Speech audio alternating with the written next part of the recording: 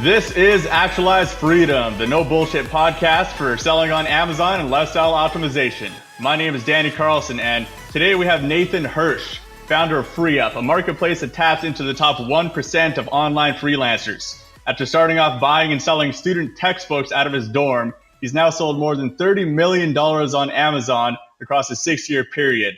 And for that business, he's worked with over 150 employees globally. With a resume like that, you can bet I'm going to bug him for his team building knowledge and help you guys scale up your online businesses. So welcome to the show, Nathan. Thanks so much for having me. I'm excited to be here. Awesome, man. So can I get you to take us on a quick journey from in your business career, starting from that college dorm room to where you are today with $30 million sold on Amazon? Yeah, so back when I was in college, I grew up, my parents were both teachers. So I had this mentality that I was going to go through life, go through college, get a job, work for 40 years, retire, and that was going to be it. And when I started doing these internships, I realized that's not what I wanted to do. I didn't want that 40-hour-a-week job. I wasn't motivated. I didn't enjoy it. So I knew that I had pretty much till the end of college to build some kind of business, or else that was going to be my life. So I hustled. I tried to find every possible way to make money. And the first way I found was buying and selling textbooks. At the end of every semester, I would offer more money than the bookstore, hold on to the books, sell them at the beginning of next semester. And I marketed it pretty well. Before I knew it, I had lines out the door of people trying to sell me their books, to the point where the school actually sent me a cease and desist letter because I was taking up so much of their business. So that was my first glimpse into being an entrepreneur. And you don't sell books for very long without learning about Amazon. And back then, there were no courses, there were no gurus. Amazon was just becoming more than a bookstore. And I wanted to get away from books. They were heavy. I knew I couldn't sell them forever. And I started experimenting. I tried sporting equipment. I tried DVDs, computers, and I failed over and over and over. I couldn't get anything to sell. And it wasn't until I branched out of my comfort zone and found a niche in the baby products that my business really started to take off. So if you can picture me as a 21-year-old single college guy selling baby products out of my college dorm room, that was what I was. And so this business grew, it scaled. I was spent all day listing products, figuring out systems, trial and error. And as this business grew, I needed to start hiring people. And the only people around me were college kids, which I quickly found out was very unreliable. And I couldn't hire any 35-year-old. No one's going to come work for me. So I was really forced into tapping into the remote hiring world, the Upworks, the Fivers of the world, to find talent to help me build these businesses. And what I realized was how long it took me to actually get access to the talent on these platforms. And that's really when I came up with the idea for Freeup. That's awesome, man. Yeah, I can definitely relate to the motivator behind you starting off with the college textbooks there. Similarly, when I was younger, I was a carpenter for 6 years and I hated that job. I absolutely hated it. I was looking for any other way to make money, started making videos as a side hustle, just anything. So Amazon was definitely my way out of the the forever shitty job, so to speak there.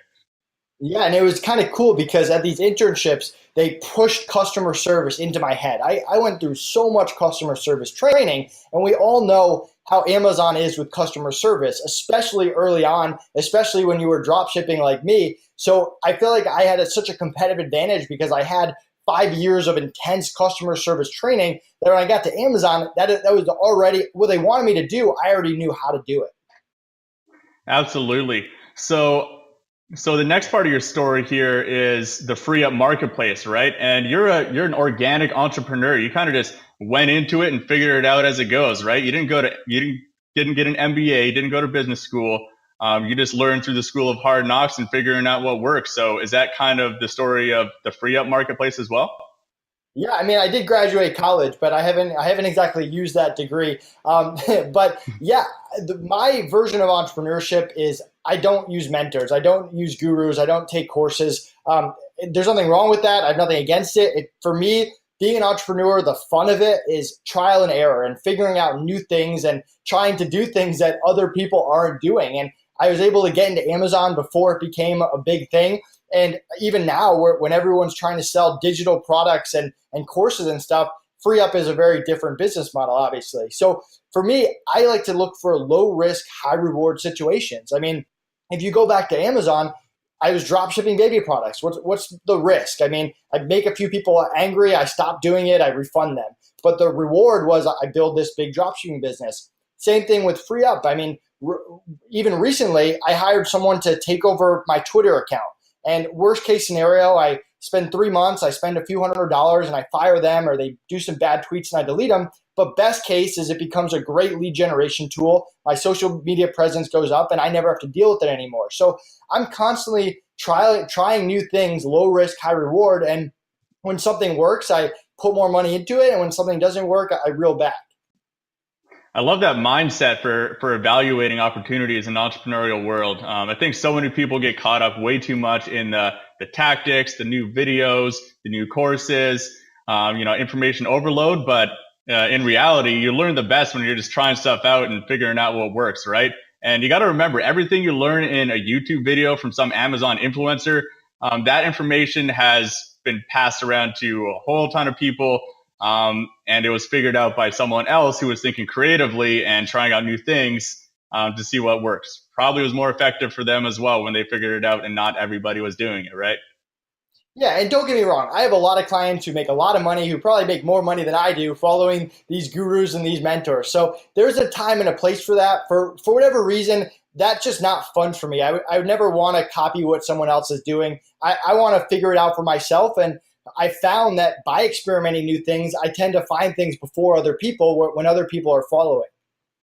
Love it. Absolutely love it. All right. So let's hop into some tactical advice here. So most of the audience is an Amazon seller that either only has a few freelancers or maybe one or two general virtual assistants working for them. Most of them probably are looking to make that first hire pretty soon here. So what is the most common first hire for Amazon sellers, and what can they expect to pay for that hire? Sure. So what I recommend doing is coming up with a list of everything you do on a day-to-day, week-to-week, month-to-month basis. It could be customer service, bookkeeping, sourcing, any kind of data entry or work that's actually business operations, and order it from easiest to hardest and get a virtual assistant to start taking those things off your plate. Get an hour in your day back, get 2 hours in your day back where you can focus on big picture stuff, the sales, the marketing, the expansion. So you can hire someone in that $5 to $8 an hour range to handle a lot of this stuff. And with Freeup, I mean, we only have experienced freelancers. These aren't someone that's waking up and doing trial and error on your business. So sometimes you'll find that these people are better at doing repetitive tasks than you are. And that's why I implement a 3-month rule. I don't do anything longer than 3 months without taking it off my plate and outsourcing it to someone else. Okay, so with that 3-month rule there, is that kind of like you got to set the processes, you got to figure out whatever the standard operating procedure is, refine the system so that you can hand it off to someone else? Is that the idea there? Yeah, it usually takes me around 3 months to first try it out and see what works and what doesn't work, and then go through the process, figure out where those bugs are, and then be able to get someone else to do it, show them, give them feedback, start that feedback loop, and take it off my plate. And there are tasks where I take it off my plate in 2 weeks, and there are tasks that it might not by choice take that extra a few weeks after 3 months. But for the most part, I try to get stuff off my plate for 3 months. And I'm not talking about my core competency. I'm not talking about things that greatly advance my business. I'm talking about the day-to-day, repetitive, mundane operations. Okay, so yeah, for Amazon sellers, there probably looks something like customer service is probably one of the first ones, like the Amazon customer emails, people asking for refunds, going processing the refunds, basic, monitoring the listings, make if a 1-star review comes in, responding to that using templates and stuff like that. Other than that, what else is a $5 to $8 an hour employee going to be capable of when it comes to Amazon sellers? Yeah, I mean, we have people that will monitor pricing or teach them how to use the softwares out there, whether it's the Jungle Scouts of the world or the App Eagles for repricing. We have people who will follow clients' listing templates. We do have people in that price range that can list if they do have instructions and processes to follow.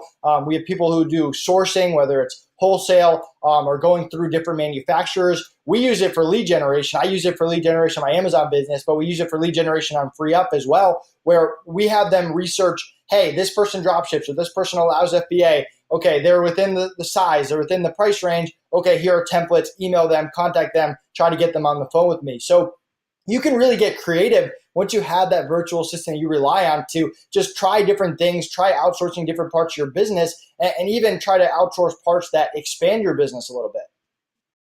That's awesome. Yeah. So one thing that I have seen is super, super valuable to this whole process, and I'm sure you'd agree, is your actual knowledge base, your internal standard operating procedures, so that you're not just handing off, hey, I want this result, go make it happen, right? Because a lot of these lower paid employees, they're lower paid for a reason, right? You got to pay a lot more for someone who's like, this is my crazy problem, go spend 2 months figuring out this whole project, right? So how do you structure your knowledge base? Like what kind of software or structure, or any tips you can give on that? Yeah, so I'm a very basic person when it comes to that. So first of all, we're a marketplace for freelancers, not employees. Just had to correct you there. But in terms of the actual stuff, I use Skype, which is a free tool. You can create group chats. You have everything in writing. It's easy to go back to. It's great because I can interact with clients as well as freelancers.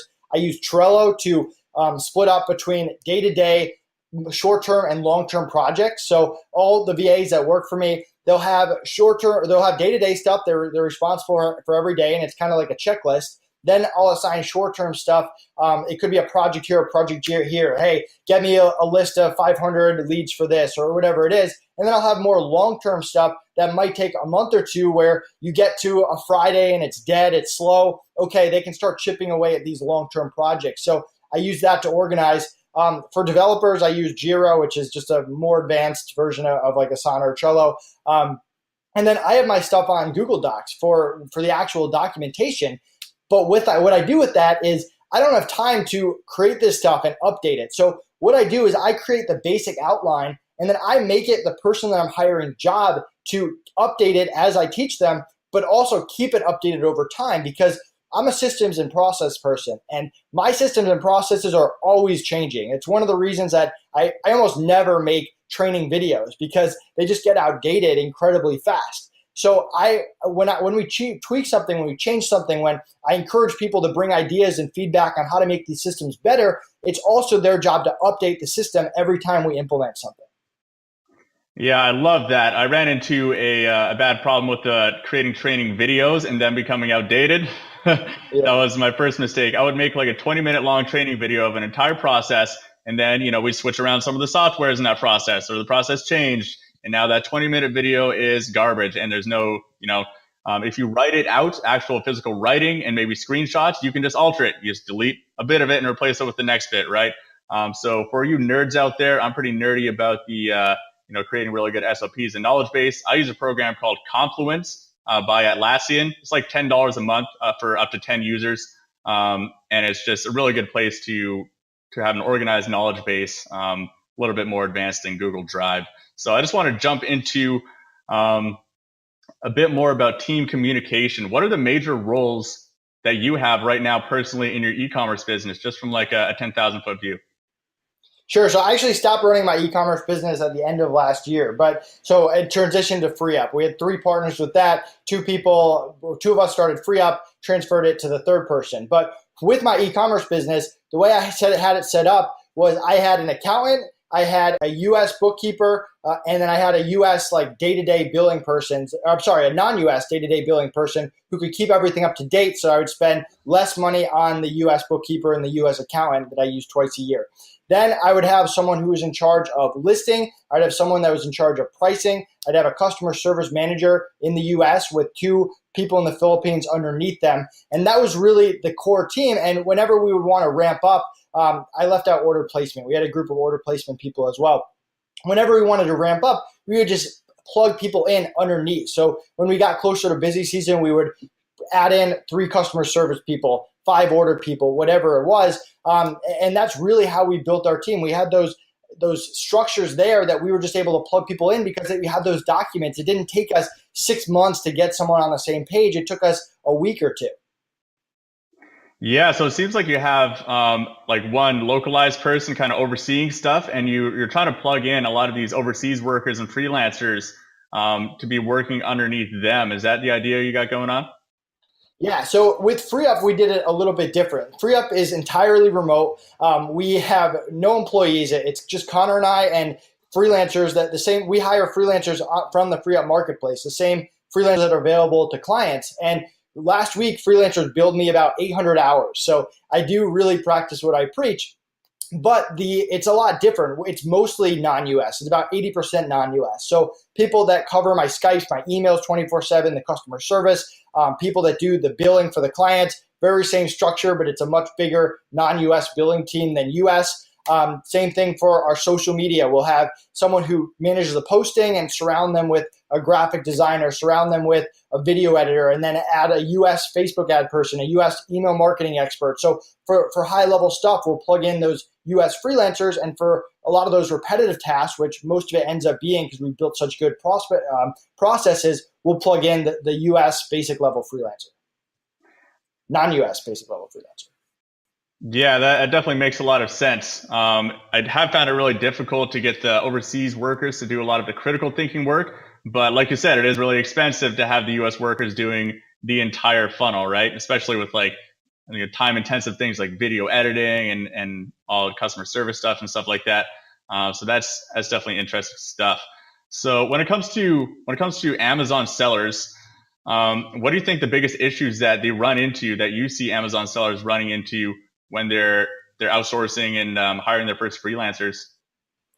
Sure. So a lot of it goes into mentality. So what I like to do is divide it up into 3 levels. You've got the basic level freelancer, the mid level, and you got the expert level. So the basic level, $5 to $10 an hour, non-US, they have years of experience, but the way that you do something is going to be different than the way that I do something. They're really there to follow your systems, your processes. This could be sourcing, it could be customer service, it could be even listing, but they're there to really follow the way you want it done.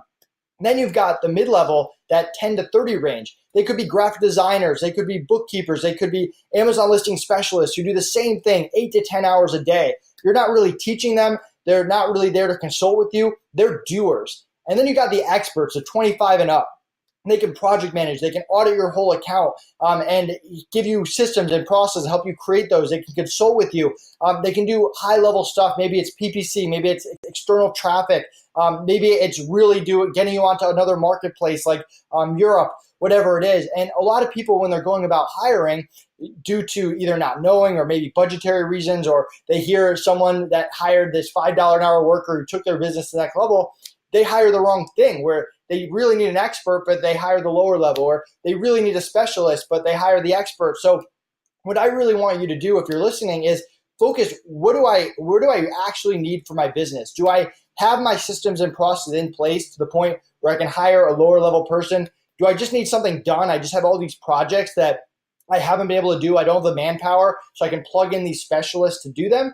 Or do I have no direction? Do I need an expert to come in and help me create a game plan to eventually create those systems and processes for the lower?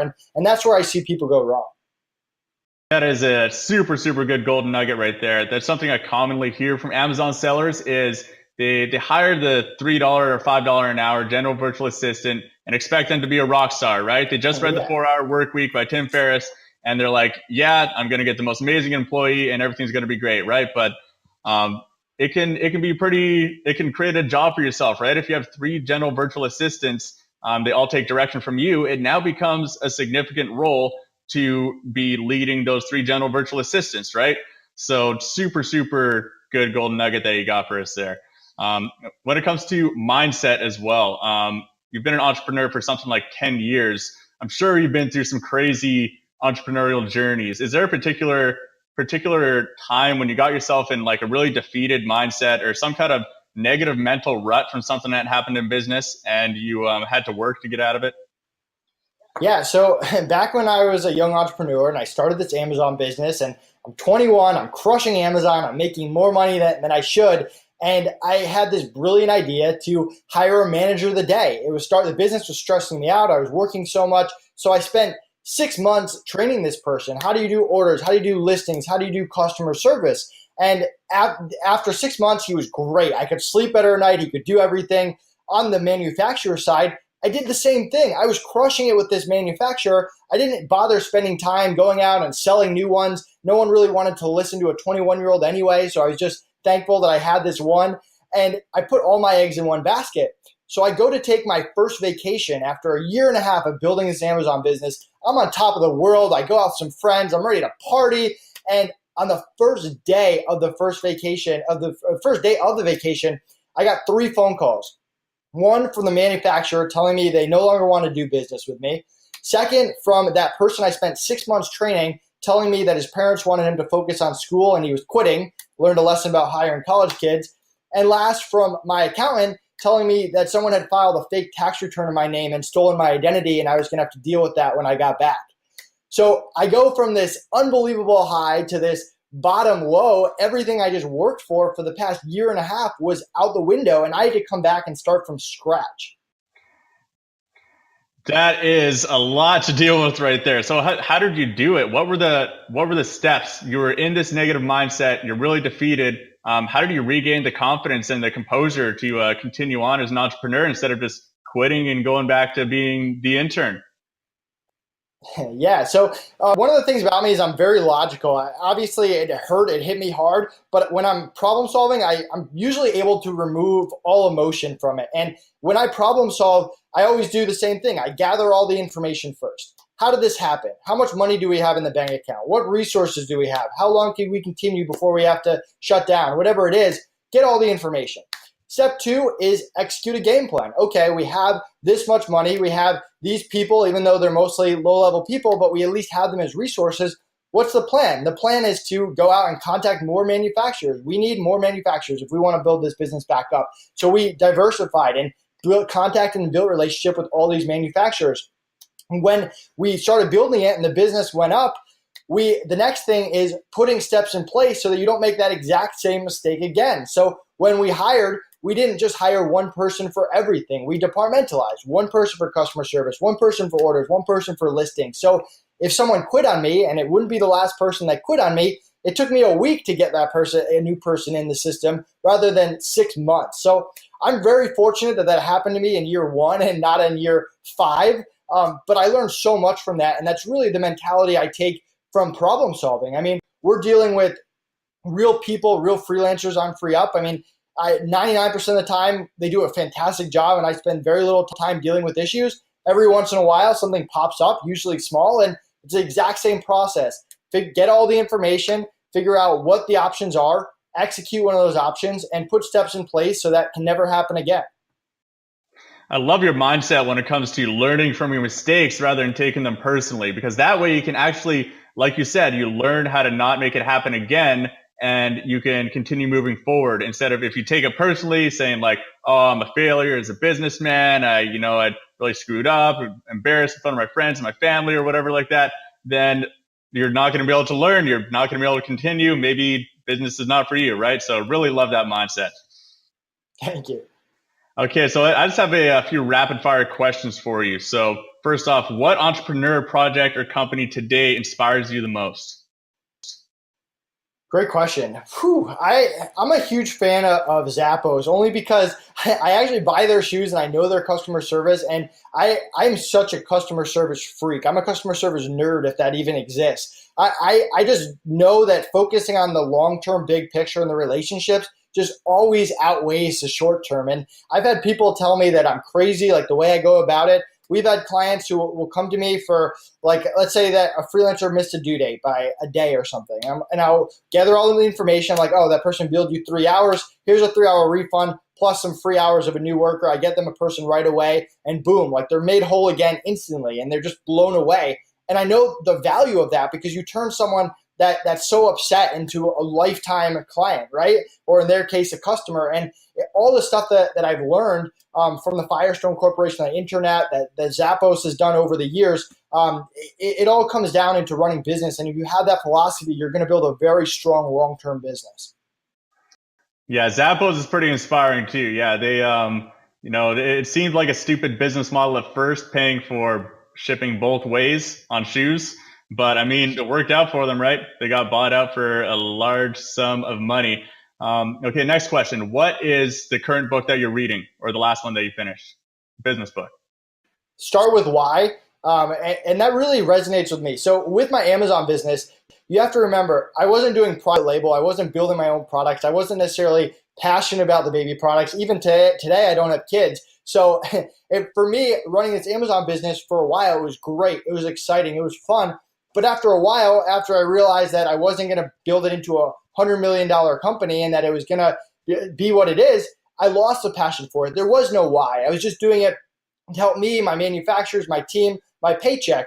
Where with Freeup, I mean, the why is incredible. I get to talk with podcast hosts like you, but webinars and conferences. I get to help clients all over around the world free up their business, grow their business, and the freelancer side. I mean, we paid out over $3 million for freelancers last year. I was just in the Philippines and people were showing me their houses, their cars, things that they were able to buy for their family. So the why is so important. I feel like sometimes people miss out on that when they build their business, and I know that I will personally never make that mistake again. I love that. Yeah, I love that book as well. Simon Sinek is a really, really good mind in business. If you guys, for those of you listening who don't know Impact Theory podcast with Tom Bilyeu, he's the founder of Quest Nutrition, billion-dollar protein bar company. But he has a great podcast episode with Simon Sinek on there. Definitely recommend that. So to close things out here, Nathan, what are the 3 best pieces of advice for the audience when it comes to hiring freelancers? Nice. So first is set expectations. Too many people, once they've spent all this time going through applicants, they interview them, and then boom, let's get started. Okay, here's a huge task. Let's give this person all this work. And they skip the step where they need to give expectations. I have incredibly high expectations. I lay it out. These are my pet peeves. This is how I communicate. This is what's expected from you. And I even give them a chance to back out. I would much rather the person backs out and doesn't waste my time, energy, or money than have them just proceed forward because they think that they can make me happy. So for tip one is definitely set those expectations.